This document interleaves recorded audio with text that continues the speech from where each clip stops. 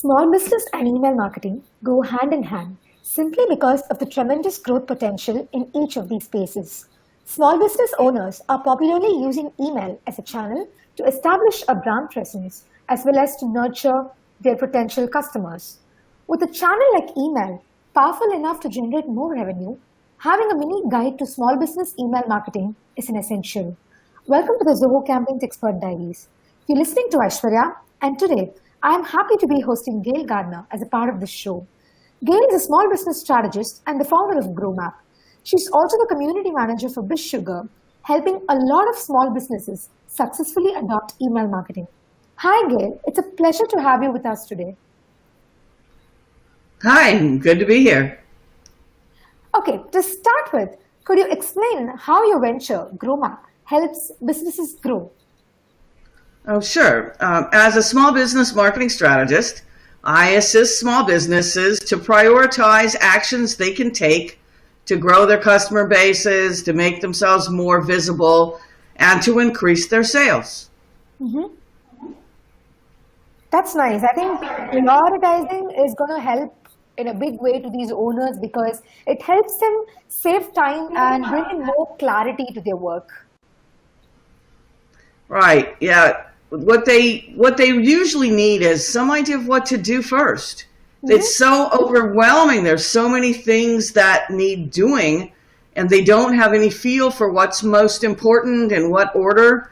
And so that's what I help them with. I have a pre-populated Trello board that already has a lot of information in it, and I give them specific tasks to do in what order. I say, okay, we're going to do this first, and when that's completed, we'll do the next step. And then it's not so overwhelming. So that's basically what I do.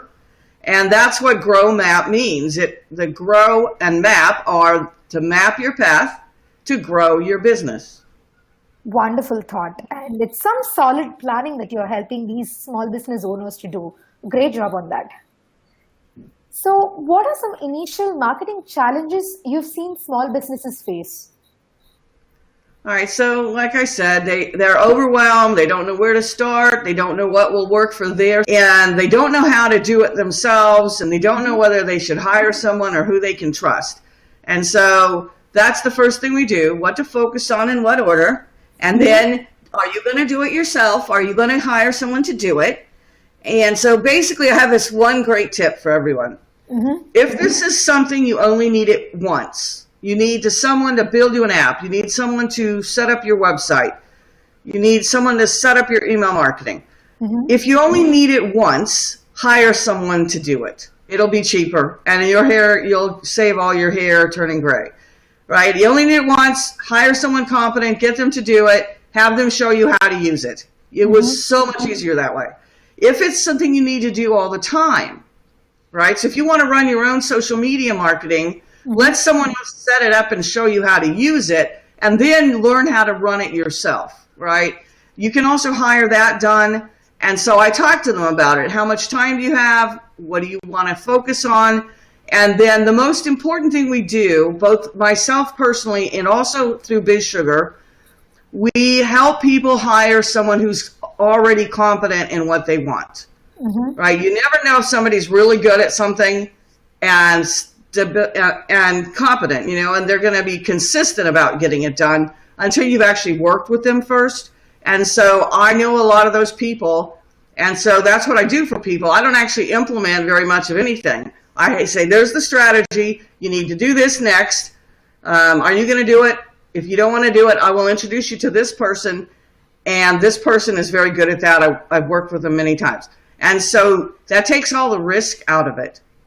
The customer doesn't know what they really want yet, and the person that's doing it might be better at implementing than communicating.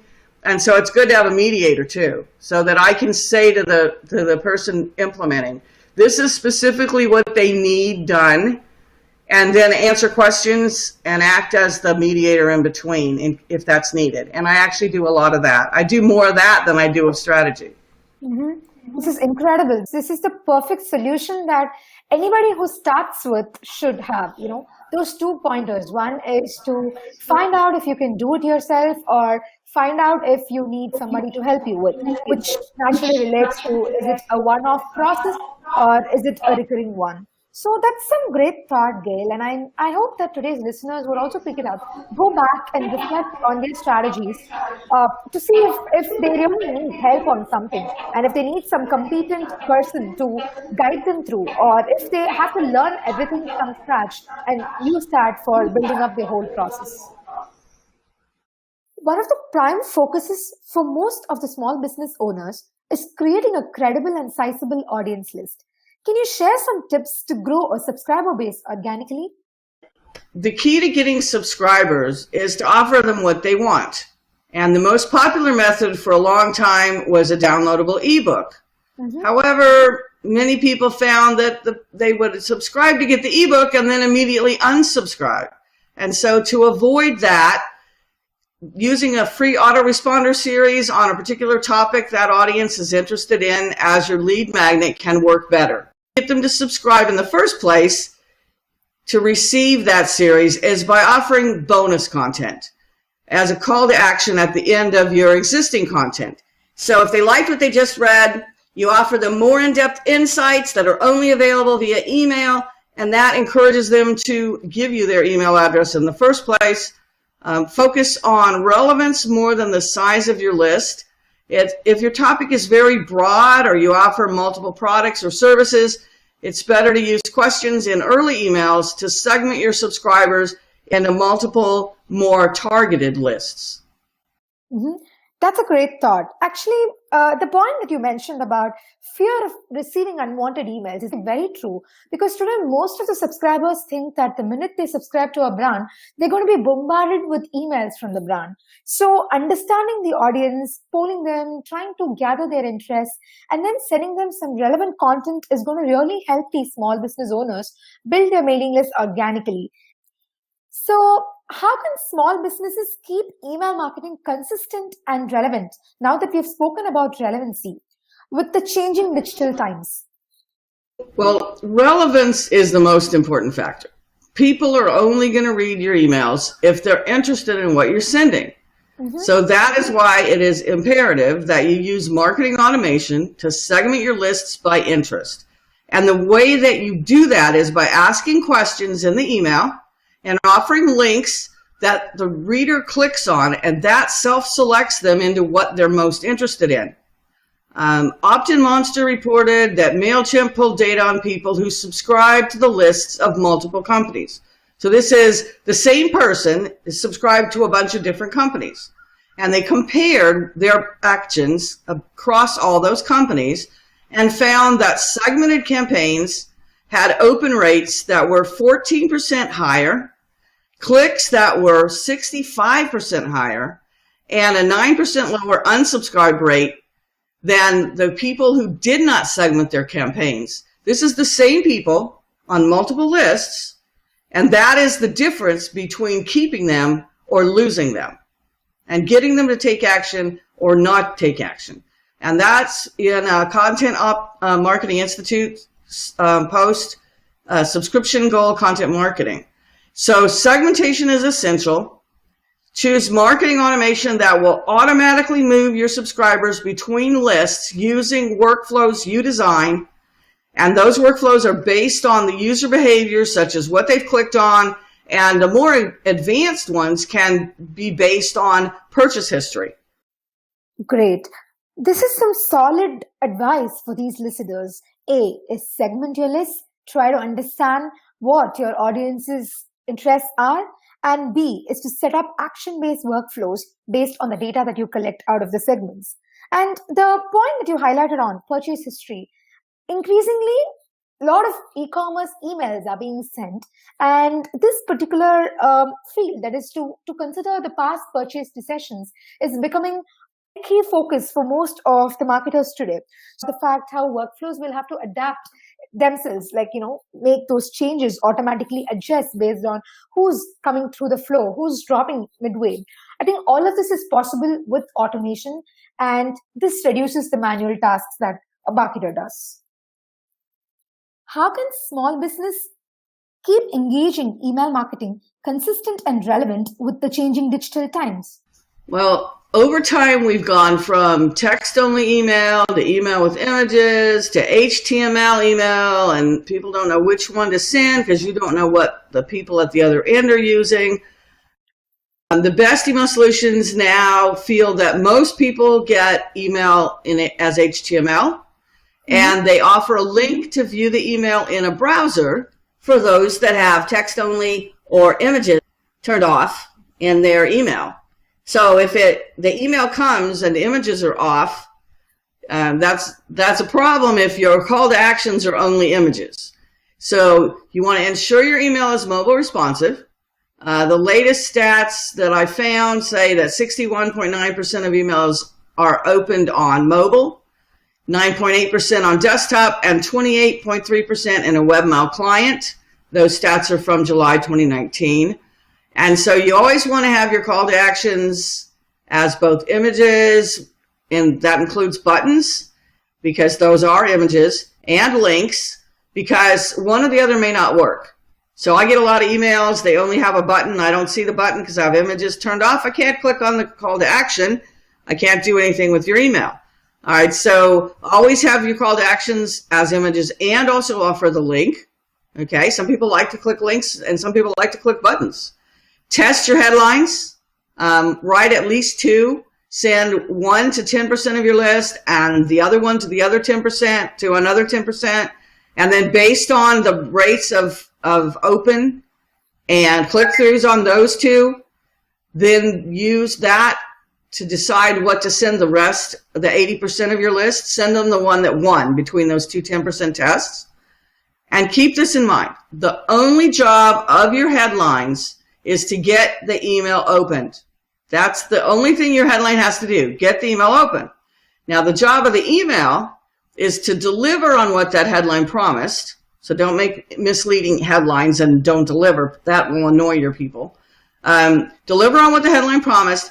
Get your reader to do something. Take an action, click on a link, click on a button. That's the job of the email. So just keep your emails short. And that's especially true now that they're opened on mobile devices. The email must be short and the paragraphs must be very short. And your content, honestly, everywhere should be very short. Otherwise, it's some massive block of text on mobile that people don't like. And so don't do that. Wow, I see a very good checklist that's just been built. So let me quickly, swift through the points that we were discussing. Have responsive email templates, which means that your mobile and your other devices like laptop and personal computers can still render the email in the most perfect way. Have buttons that are clearly mentioning the action that recipients need to be taking, and complement these CTA buttons with images, because as you mentioned, when images are not displayed, the buttons are there for them to click. Also, the next point is about A/B testing. Test which headline wins and which has a more resonating power with the audience. Moving on to keep your email content very promising, which means don't disappoint the reader when they're just opening and trying to get the whole content out of it. And last but not the least, have the content very brief. Those are killer points that I should say that the listeners are going to get really benefited from. Thank you, Gail. Our next question is about what should SMB owners look out for while choosing an email marketing software for their business needs? Right. The first most important factor is the deliverability rate of the email provider. Email only works if it gets delivered, and you only use solutions with very high deliverability rates. And the way they accomplish that is they have a whole bunch of people who keep their servers off of blacklists, and smaller, less expensive companies that haven't been around too long may not be very good at that. And so you always want to look at the deliverability rates first. And then you are also part of the deliverability factor. You have to run every email you write through the solution spam checker. You want a solution that has a built-in spam checker that will highlight any words it thinks will get your emails shuffled into the spam folder. And you have to take that very seriously. Whatever recommendations that spam checker makes, you need to change. Make those changes and run it through the spam checker again. And if you don't do that, a lot of your email is not going to get to the people where you're sending it. Email providers, the best ones should include a spam checker, the ability to preview your email in various email clients, and also preview your email on various devices. They should have built-in social sharing buttons you can drop into your emails, and social following buttons. And those are two different things. One is sharing your email, and the other is following your Twitter or your Facebook or wherever. Some prefer email providers that include a built-in landing page creator. Others like something else to build their landing pages, so that's not as important to them. And some people like stock images to be inside the email provider, especially if they're making landing pages. But even if they're not, if they like to put images into their emails, they might want stock images right there in the email provider. Find out what those cost. Sometimes they're free and sometimes you have to pay per image. Make sure your email solution is scalable so that when your list grows larger, and check the pricing. Don't just look at the price of how many people you plan to have on your list now. Consider if your list is 10 times bigger later, is this provider still going to be the best deal for you, or is this provider now going to be 3 times more expensive than some other option you could choose? So think of that. You don't want to have to move your list. A lot of email providers require double opt-ins, even for moving an existing list. And if you have to do that, you are going to lose a big percentage of your list. I mean, I have businesses I buy from all the time. I do open their emails, but I don't open every email. I open them when I have money to spend or when I need something in particular. So I'll ignore a bunch of emails and then I'll open several when I'm ready to buy. So if you send you have to resubscribe email and you can only send it once a lot of times, and I don't see it, I'm going to fall off the list that I really want to be on. So be careful moving your list. Especially if you're moving somewhere, they require a double opt-in. And the reason they do that is to avoid people using their servers to spam people and ending up getting their server blacklisted, which hurts all their customers. Also, some tricks. Beware email solutions that keep charging for people that have already unsubscribed until you clean them off your list, right? They've unsubscribed. The solution wouldn't have to charge you for them, but some of them do. Very sneaky. Also, beware of solutions that charge you for fake email subscribers. I know someone who had to pay triple one month because she got hit by a bunch of fake subscribers, and that solution didn't immediately identify them as fake and not charge her. They actually charged her, and this happened right at the end of the month, and by the time she got invoiced, she didn't realize all these fake subscribers were in there, and she had to pay for them. And so find out what your email solution does about these two situations. Don't get caught that way. That's a comprehensive set of points that the listeners can keep in mind the next time that they are choosing to buy an email marketing software. Checking the deliverability rate of the software, moving on to seeing if there is an inbuilt spam checker, and the ability to preview your emails in multiple clients and devices. And as when you go for a pricing, it's important to go for a long-term planning, as you rightly stated, understanding if the payment is going to be done for emails or for mailing lists, also with automatic handling of unsubscribes, because you don't want to end up paying for unnecessary do not email contacts. And then, yes, the point on double opt-ins and seeing if there is a possibility to send resubscription emails to these audiences whenever required. Is there an ideal email marketing roadmap for beginners? If so, what would it look like? Right, so there's not one map for everyone, but there are some things that you need to do that everyone needs to do. And so Outbound Engine offers an email marketing roadmap for business owners that they update annually. And so that can be found at outboundengine.com. Just search for email marketing for business and that should come up. CoSchedule offers an email marketing strategy template as a Microsoft PowerPoint and also for Mac. And so there's a lot of roadmaps out there. Those are the two that seem to be most popular. and should get you started in the right direction. If you're not really a big do-it-yourself person, you might want to get some help on implementing your email marketing. It is complicated. Time to note these down, email geeks.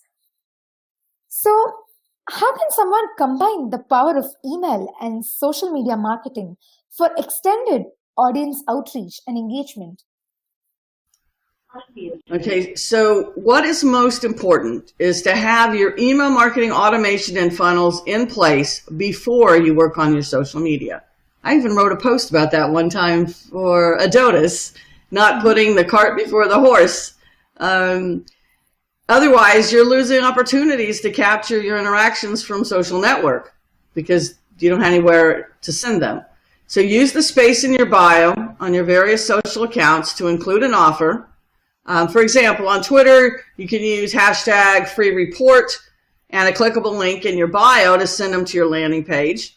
And then when someone mouses over your bio photo in the feed, if they're on a computer, they can see your offer right when they mouse over your image and can click on your link without even opening your profile page. Now on mobile devices, they have to click on your picture and then they can see the bio, the offer, and the link. Facebook can be used to increase your email marketing subscriber list. You can use a sign up button on your business page to send people to a landing page with your offer on it. You can use Facebook ads to send them to your landing pages. B2Bs may want to run LinkedIn ads. Great tip for that. LinkedIn ads tend to be more expensive than Facebook ads. So you can test your ads first on Facebook, where they're cheaper, and pick out the winning ads, the ones that get the most engagement, and then use the winners on LinkedIn. Twitter, Reddit, Pinterest, Instagram, many of the social networks also offer ads. Social media works best if you actively engage with your followers. So you need to be posting interesting questions, funny pictures, polls, photos. Memes are really popular. Videos that are uploaded directly on the social network instead of being pulled from YouTube are featured more, especially on Facebook and LinkedIn. Some people use gamification to get followers to be engaged. And so the important thing for most people is don't always be pushing your products and services. You want to be human, you want to be engaging and funny and get the click and get the shares. People don't share ads generally. There are some exceptions, but most of the time people don't share ads. Most of the time people share memes or videos or things that they really like. And so you want engagement first. And if they like you and they're engaged, then they're likely to check you out and buy something if what you offer is what they want. And so keep that in mind. Also keep in mind that a lot of people sharing your stuff might not be interested in your business, and you don't necessarily want them on your list because it costs you money really to have people on your list. So you don't really need people on your list that aren't your target audience. And so that's the main thing. Develop relationships, be entertaining, try not to paint yourself into a corner. Very apt examples that I should say. And it comes to being not too pushy, but being more empathetic towards what your audience is requiring. Know which kind of content works in what kind of channel, and use the existing data that you have about your audience base and mapping the right kind of content for them. Like you stated, don't repeat something beyond a point where it becomes so boring for the audience to even engage with. And plan promotions based on budgeting, as in do an A/B test and see which content works where, and sort of if something works on Twitter, put that on LinkedIn, try, experiment until you find a logic that you can apply. What email performance metrics and data should early career marketers leverage to optimize their engagement strategy and boost revenue? Right, so there's a lot of important metrics in email that you need to keep a tab on. So subscribes and unsubscribes, obviously. You want to keep growing your subscribes, and you need to expect to have at least some unsubscribes. Don't take that personally. I know people that are heartbroken that they lost a subscriber, But there's lots of reasons people unsubscribe, and it may not be anything you did. It may be they're too busy, they're going on vacation, they don't need what you offer anymore. Their email inbox is exploding and they just have to get control of it again. There's lots of reasons. Don't take that too personally. But do pay attention if a whole bunch of people unsubscribe from a single email and that's not normal on your list. Review that email to see if there might be something in there that offended them, or there's some reason why they all decided to leave because of that email. Might not be a reason, but there could be. So look at that. Deliverability, we've already stressed, and your open rate. Make sure that you're using that pre-sending spam checker and you're editing based on its recommendations. There's some words you just can't put in titles. There's some words that even in the text of your email will get your email sent to spam. So, pay attention to that. Now, let's say you're getting good deliverability, but your open rate is bad. That is a title problem. Remember I said test your titles, find one that people will open. That's the open rate is tied to the title. If they don't like the subject line on the email and they don't open it, that's what's causing the bad open rate. Now you got them to open your email. The next thing you need is to track is clicks and purchases. So like I said before, your email's job is to get your subscribers to take action. If you sell products, that means making them an offer they want. Okay, now this is something to keep in mind. According to Crazy Egg studies, it takes between 7 and 10 reaches for a new subscriber to take action from a drip campaign. A drip campaign is just a series of emails, like an autoresponder series. The same thing has been seen in studies on advertising. Someone has to see your ad 7 times before they buy. The exact same ad, by the way. Okay, so that is why the easiest sales are to your existing customers. They already love you. They've already bought from you. They already trust you. Look at the history on your site. If you have an e-commerce site and it's got history, go back historically and say, what do I sell a lot of suddenly that I don't sell the rest of the year? So maybe the end of January, you start selling a lot of Valentine's stuff. And right before Easter, you sell Easter stuff. And right before Thanksgiving, you sell things related to Thanksgiving. Look at your store historically. What do you sell a lot of? And promote that at the appropriate time. In time for them to think about it, act on it, and get it there with regular shipping without paying for really expensive shipping. Brilliant. I think your best practices were neatly spread out right from the time somebody would need an onboarding help to the time that they set up a retention process to retain most of their customers. What strikingly stood out for me are 2 statements. So one that you mentioned about the fact that unsubscribes aren't as harmful as people fret about it to be, because naturally you're losing people who are no longer interested in your business. So in a way, it's good.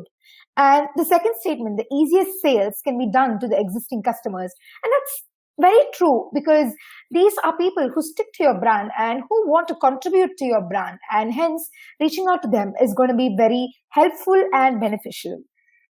So all of the best practices set was completely actionable and easy to do. Thank you very much for your insightful answers, Gail. You not only covered the problems that small business owners chance upon, but you also rightly specified the solutions and the actions that these owners have to implement. That was actually a lot, and some of it's easy, some of it's a little challenging. And like I said, you might want to get some assistance in implementing it at the beginning, at least, and teaching you how to do it. It's so much easier if someone shows you how to do something. But I appreciate you having me, and I hope that people get a lot out of what we've discussed. That's for sure. I think our email geeks are going to love adopting to challenges as well. So as much as you mentioned about the best practices being a mixture of both easy and challenging tasks, the email geeks are going to be ready to try them out. So today's episode acts as a small business email marketing guide for all the listeners.